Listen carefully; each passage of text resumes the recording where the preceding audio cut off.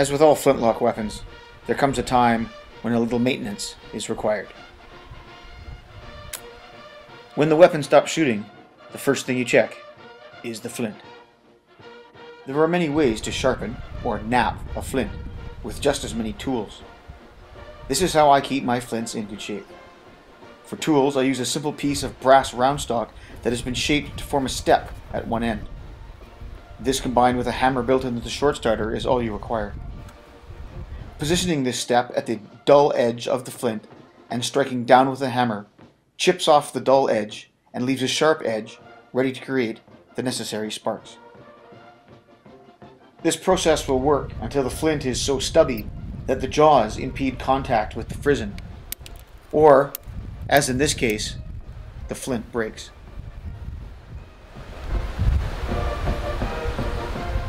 The next step in getting your Baker, or indeed any flintlock weapon, shooting again, is to replace the flint. In order to do this, you will need a simple tool, either a turn screw or a piece of rod fashioned to fit through the hole in the tightening screw of the jaws, if such a facility exists. Simply loosen the screw and remove the old flint. You will notice that the flint is not held in the jaws by itself, but rather it is wrapped in a piece of leather with a hole punched or cut in the middle. The function of this leather is to enable the jaws to tightly grip the flint while reducing the chances of it breaking under the vice-like hold. This function was also filled historically by a strip of lead sheeting, it too having a hole in the middle. The reason for having the hole in the middle is to allow the flint to be set as far back in the jaws as possible. Without this feature, the flint may impede the closing of the frizzen while at half cock.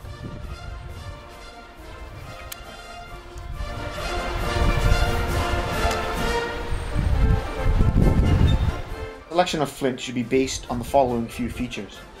The flint should be nicely beveled, with the short bevel forming the rear end and the long bevel forming the front end.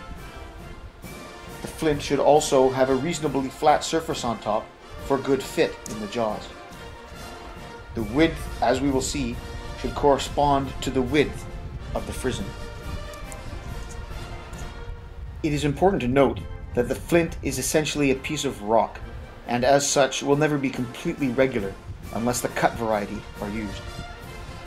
Replacing the flint in the lock is a simple process. Simply wrap the back end or the short bevel in the piece of leather, making sure that the hole is positioned at the rear edge. Once this is done, hand tighten the jaws.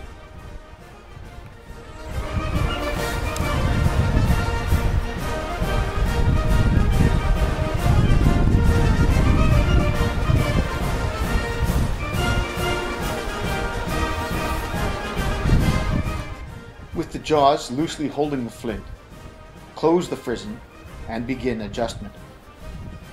The flint should sit square to the frizzen, rotating the flint as necessary to achieve this.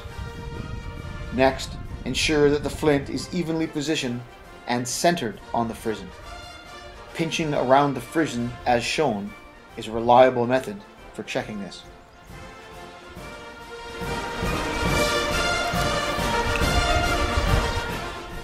Now that the flint is positioned correctly, tighten the jaws with either your turn screw or the rod. There may be some movement or change in position of the flint as the jaws tighten. Once finished, check for final fit and position. You will notice that there is no movement of the flint and that the cutting edge is positioned close to but not touching the frizzen while the lock is at half cock.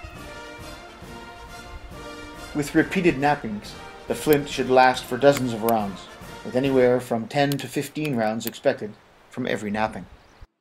After heavy use, even napping or replacing the flint will not prove the solution to getting back in action. For the next and most complicated step, the frizzen must be rehardened. To remove the frizzen spring must be compressed. This can be done by carefully clamping the spring with a pair of vice grips, applying just enough pressure to take the tension off the frizzen. The frizzen should wiggle loosely when this is achieved. Minimizing the clamping and ensuring that the clamping force is applied as far away from the bend in the spring as possible are good recommendations to avoid damage. Once this is done, simply remove the screw from the lock plate. The next step is to dress the face of the frizzen. If you are having to perform this step in getting your lock to function effectively, then your frizzen will probably look something like this. Sanding it smooth should be the goal. This evolution involves heat and chemicals to impart what is known as a case on the face of the frizzen. This is achieved by forcing carbon into the metal. Traditionally, this was done using bone charcoal and a long, slow application of heat in a furnace. I use MPS, or MAP gas, to heat the frizzen, as it burns hotter than propane, though oxyacetylene would be a good, if not preferable, option. As for chemicals, I use a product known as caseinate to effect the hardening. I got mine at Track of the Wolf, but it appears as though they don't stock it at this time. A similar product is available from Midway and other such suppliers. With all the materials assembled, I use some bricks to create a rudimentary forge, with the torch pointing upward and the frizzen sitting on top with its face uppermost. The frizzen is heated to a cherry red, and then the compound is poured onto the surface. The compound melts and is absorbed by the metal. Over time, there's a visible decomposition, and I usually apply a couple of teaspoons over about a 30-minute duration. The heat and the chemicals are left to do their work. Eventually, a crust is formed on top of the frizzen, with what seems to be a molten layer of hardening compound underneath, next to the metal. After about half an hour, the metal is quenched, compound and all, in water.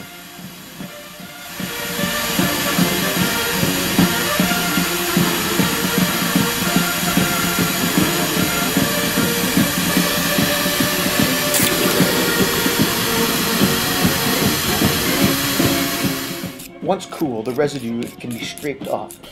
It is messy, but with a wire brush, it comes off quite easily. What is left is a grey-colored surface on the face of the frizzen. Slight discoloration should definitely be expected.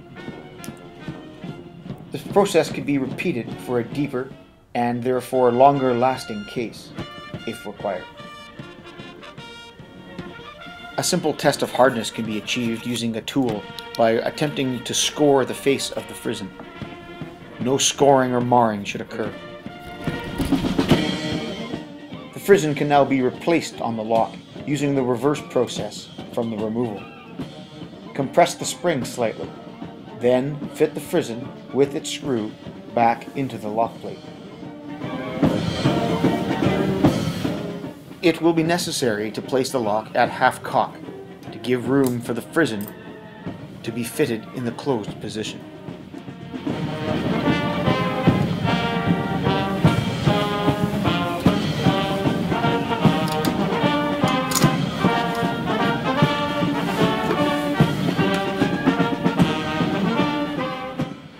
Test the operation of the frizzen for functionality, and the lock is ready for reinstallation.